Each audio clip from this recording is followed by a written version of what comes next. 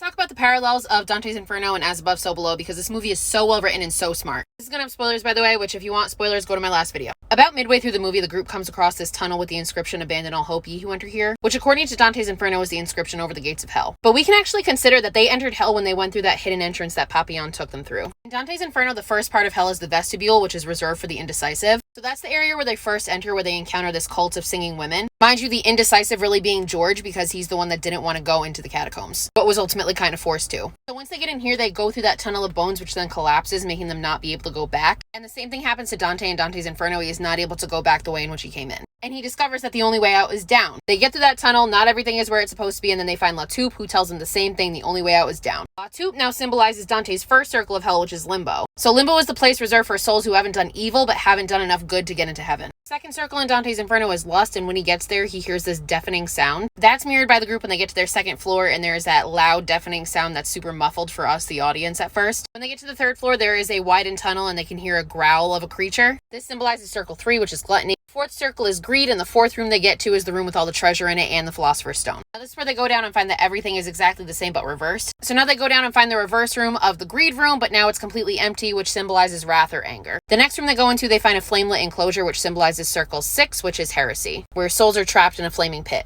Now at this point they had lost La Taupe before they went through that tunnel with the inscription, but they find him now in the 7th circle. The 7th circle is violence, and it's broken down into 3 categories: violence against oneself, violence against one's neighbor, and violence against God. And the 7th circle is where La Taupe kills Suxi. Violence against one's neighbor. We're never explained what Suxi's sin is that brought her here, but it's implied that it's something to do with violence, and it might even be something against La Taupe since his violence was directed towards her. The 7th circle is also where Scarlet sees the apparition of her hanging father, violence against oneself because he committed suicide. And when she apologizes and atones for her sins, essentially, he disappears. The 8th circle of hell is fraud, and this is where Benji meets his end. This circle is reserved for people who knowingly use lies and deception for personal gain, and also for panderers and seducers. Benji's the other person that we never exactly know what his sin is, but we can assume that it's something along those lines because the woman who pushes him into the tunnel is also holding a baby. So we can assume that his sin is some sort of deception or seduction. Then Benji falls down the tunnel from fraud to the last circle, which is treachery. Treachery is the circle where Papillon meets his end because he sees the apparition of his brother and he denies any responsibility. He says, "No, it wasn't my fault," and then he gets pulled into the car. Papillon is punished in the way that Virgil describes people being punished in the 8th circle of hell. Out of the mouth of each one there protruded the feet of the transgressor, the legs up to the calf, and the rest within remained.